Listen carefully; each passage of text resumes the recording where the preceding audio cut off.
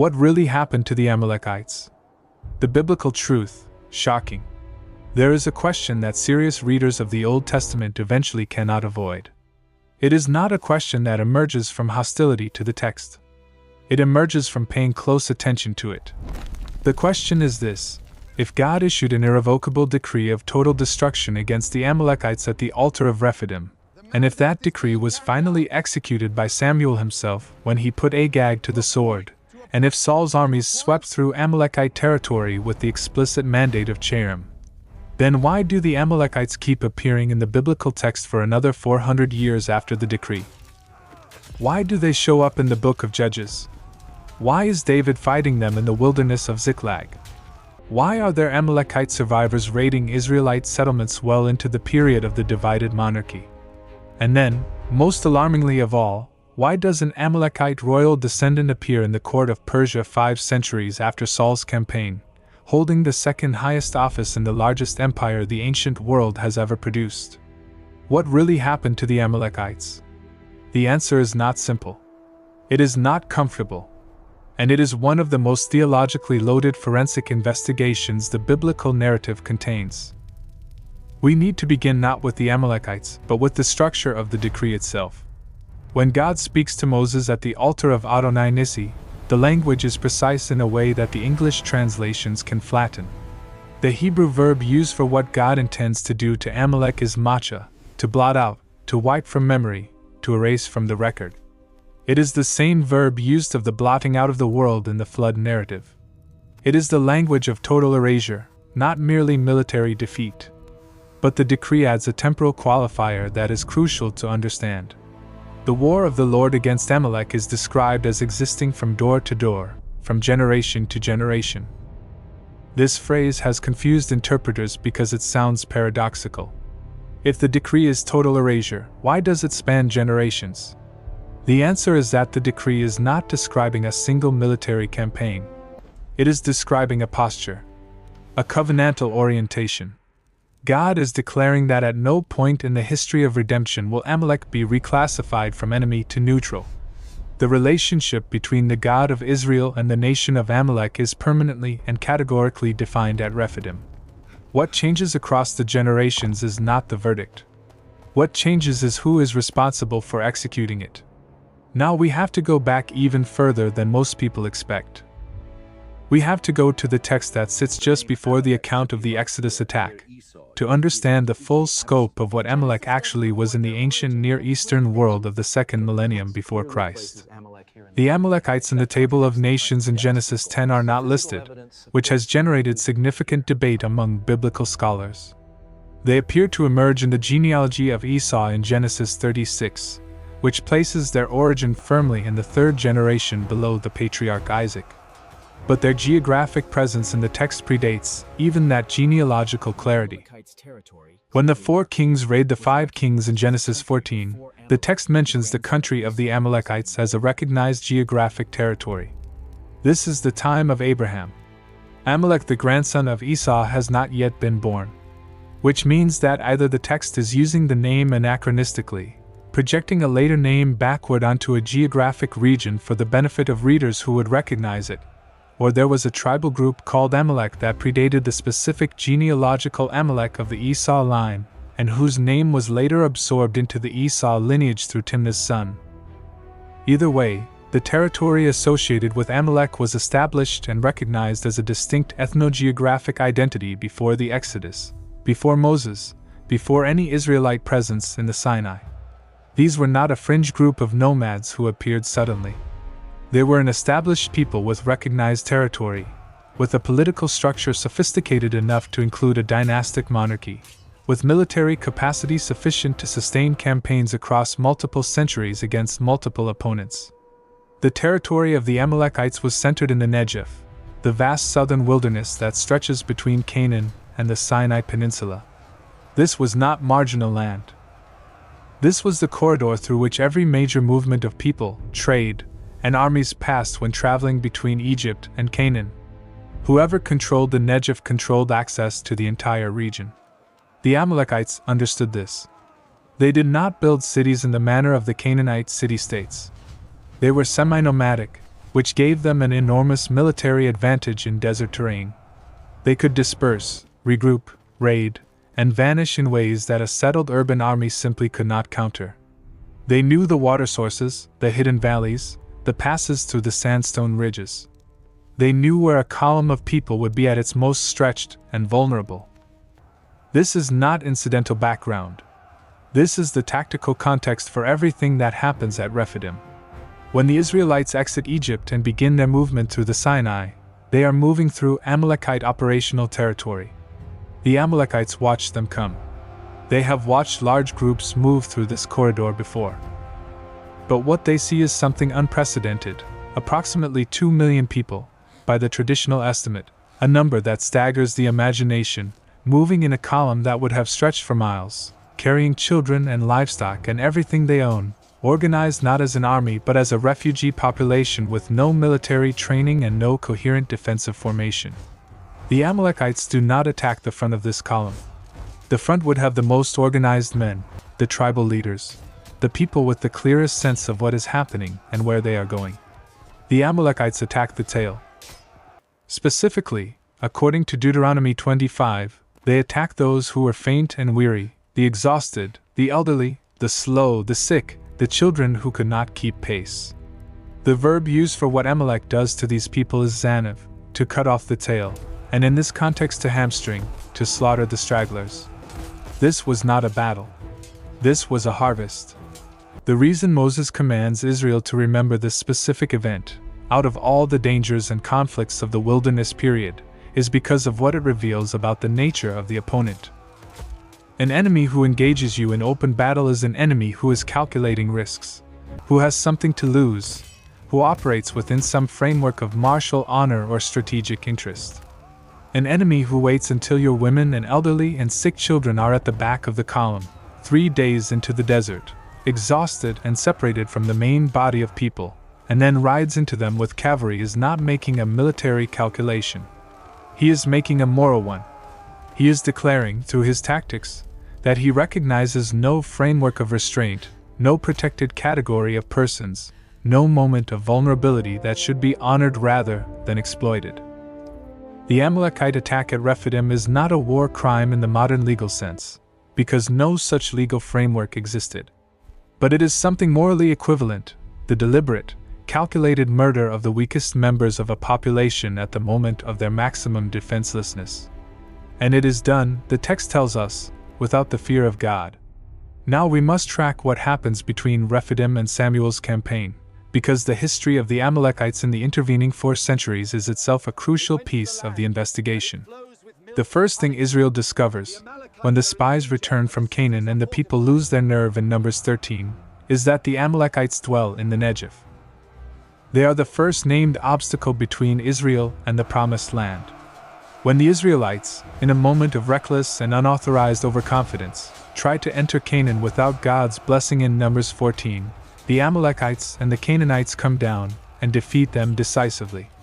The pattern of Rephidim repeats: Israel overextended, vulnerable, and Amalek is there to cut them down.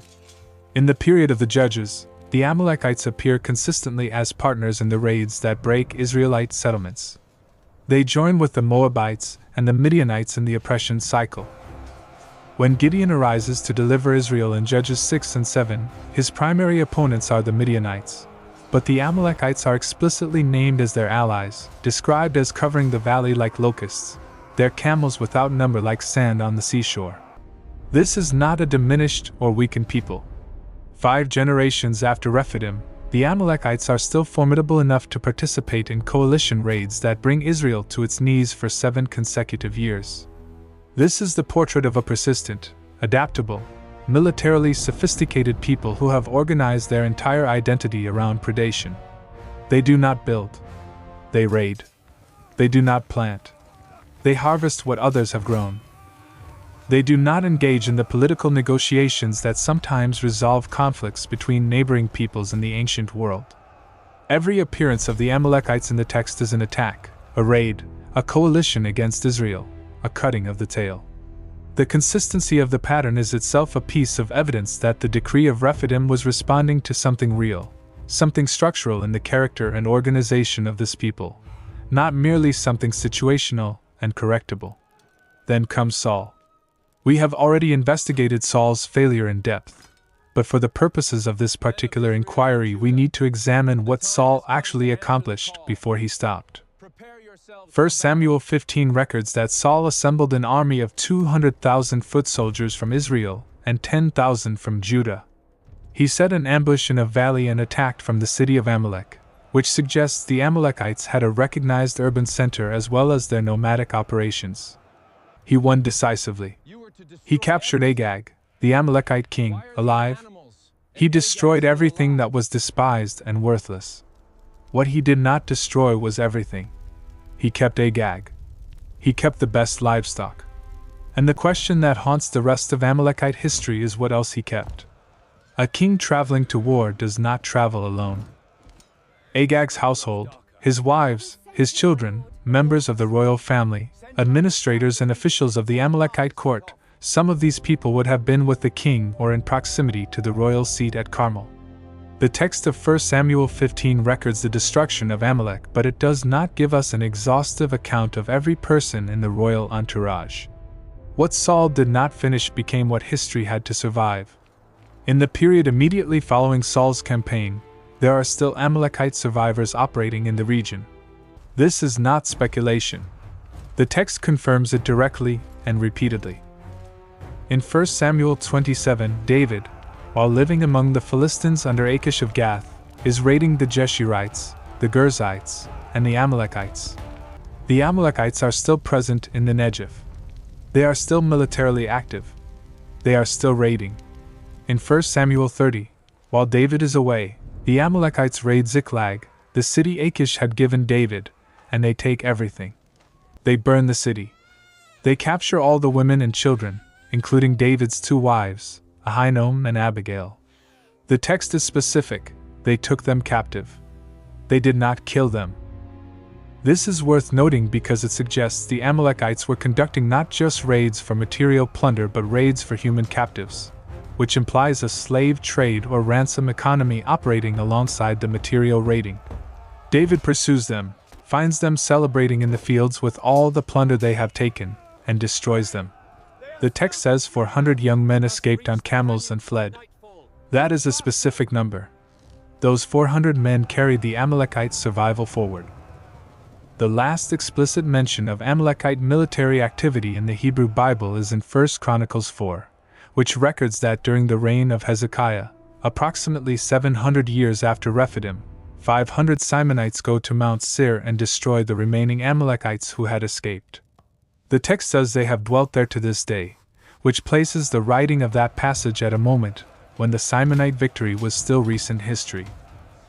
The Amalekites who survived Saul's campaign, who survived David's campaign at Ziklag, who survived the consolidation of the monarchy, had found refuge in the mountain terrain of Seir, in the highlands east of the Arabah, and they sustained themselves there for centuries until a military expedition from Hezekiah's kingdom finally extinguished the last known Amalekite settlement in the land. 700 years after the decree. 700 years of recurrence and survival and resurgence. 700 years that began with one king's decision to spare one king on one afternoon. But the investigation is not finished, because the Amalekites did not end at Mount Seir. What ended at Mount Seir was the tribal identity, the territorial community, the recognizable ethno-political entity called the Amalekites. What did not end was the bloodline of the royal house, because the royal house had already been dispersed for a century before Hezekiah's Simonites ever reached Seir, and dispersed into the Persian Empire specifically, which is exactly where we find Haman the Agagite in the court of Xerxes. The precision of Esther's genealogical identification of Haman is not decorative. It is the text doing what the text consistently does when it wants you to understand that you are seeing a pattern, not an isolated incident. Haman is not a Persian who happens to dislike Jews. He is identified by his bloodline because his bloodline is the explanation for his behavior. He is Agagite. He is the inheritor of a royal house that was spared when it should have been executed, that survived by migration and assimilation and political maneuvering, that rose through the ranks of successive imperial administrations until it reached the court of the most powerful king in the world.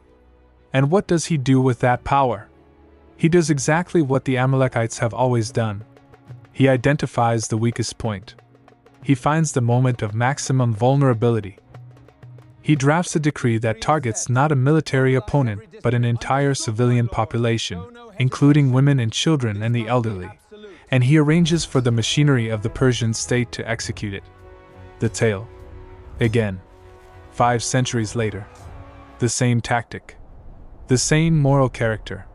The same declaration, through action, that no one is protected, that no category of person is too weak to target, that the fear of God means nothing. This is the answer to the question of what really happened to the Amalekites. They were not annihilated in a single campaign. They survived because the decree was executed partially and imperfectly by every human agent assigned to carry it out. They survived in the hills of the Negev after Rephidim. They survived in the royal household after Saul's campaign. They survived in 400 men on camels after Ziklag. They survived in the highlands of Seir into the time of Hezekiah. And the royal line survived in the Persian diaspora all the way to the court of Xerxes. Their survival at each stage is not accidental. It is the direct consequence of specific, identifiable acts of human failure, incomplete commands, preserved exceptions, best animals kept for sacrifice, kings spared for trophies, 400 men allowed to escape on camels. The Amalekites did not survive despite Israel's attempts to execute the decree. They survived through the gaps in those attempts. Every gap had a name.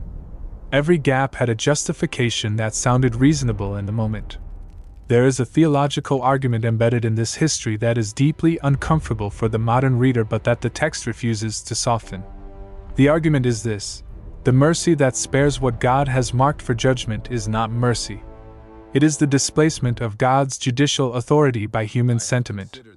When Saul spares Agag, he feels, almost certainly, that he is being civilized. He is treating a defeated king with the kind of magnanimity that kings were expected to show to other kings in the ancient world. There is a code of martial honor in his gesture. But that code of honor is operating in a situation where the normal rules of martial honor do not apply, because the opponent is not a soldier who fought bravely and deserves a soldier's dignity in defeat. The opponent is the inheritor of a dynasty that built its identity on attacking women and children and the sick and the elderly in the open desert. The mercy extended to Agag is not mercy to a person who deserves mercy. It is mercy that will produce, 5 centuries later, the death warrant of every Jewish person in the known world. Samuel sees this clearly. He executes Agag with his own hands, not out of cruelty, but out of the recognition that what looks like mercy in the immediate moment is, in the larger covenantal frame, a catastrophic failure of judicial responsibility. Now the personal interrogation must happen. The pattern we have been tracking across 1200 years of biblical history is a pattern that exists at the interior level as well as the historical one. The Amalekite nature, as the text defines it, is the disposition that attacks at the tail, that targets the weakest point, that operates without the fear of God, that persists across generations in the gaps left by incomplete obedience. In the interior life of the person sitting with this material, what plays the role of Amalek? Not metaphorically but forensically. There is a specific pattern of thought, of behavior, of relational dysfunction, of theological compromise that you confronted at some point.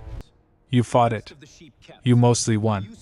You declared victory too early and kept something alive because it was useful, because it was the best of the sheep, because you had a plan for it. That pattern has not stayed where you left it. It has been raiding from the hills. It has been sending descendants into positions of influence inside your own life. The 400 men on camels that you allowed to escape from Ziklag are now operating somewhere, and they are not idle. The question that this investigation demands is not whether you believe in the theological legitimacy of the Cherem principle. The question is whether you are willing to apply its logic to the specific Agag you left alive. Samuel does not philosophize about the justice of the decree after he arrives at Gilgal and finds that Agag is still breathing. He acts. He finishes what should have been finished before the victory celebration began. The investigative conclusion of this entire historical survey is a single imperative: finish it. Not mostly. Not the parts that are easy to finish. Not the visible and embarrassing parts, while preserving the underlying structure that is still generating something you value. Finish it. And here the investigation must land where every honest investigation of biblical failure lands, which is at the recognition that the human agent is not, finally, capable of finishing it alone. Saul could not. David came close at Ziklag, but 400 men escaped on camels. Even the Simonites under Hezekiah, doing their best 700 years later, did not stop what had already migrated to Persia. The royal line of Amalek was already in the Persian court before the last settlement in Seir was destroyed. Human obedience, even the most sincere and energetic human obedience, always leaves something alive, always misses something, always allows 400 men to escape on camels in the chaos of what looked like a total victory. This is why the gospel is not an improvement on the Old Testament program. It is the replacement of a program that could never achieve complete execution with a king who achieves it perfectly. Jesus Christ, the Son of David, the descendant of Abraham, enters human history as the one who will finally and completely execute the cherem mandate against sin and death, and the spiritual powers that have been raiding at the tail of humanity since the garden. His obedience is not partial. He does not keep the best of the sheep. He does not spare the comfortable version of the enemy. He goes to the cross, descends into death, and comes out of the tomb having left nothing of sin's legal claim against human beings unpaid and unresolved. It is finished as a declaration of complete execution. Nothing survives that judgment. No 400 men on camels.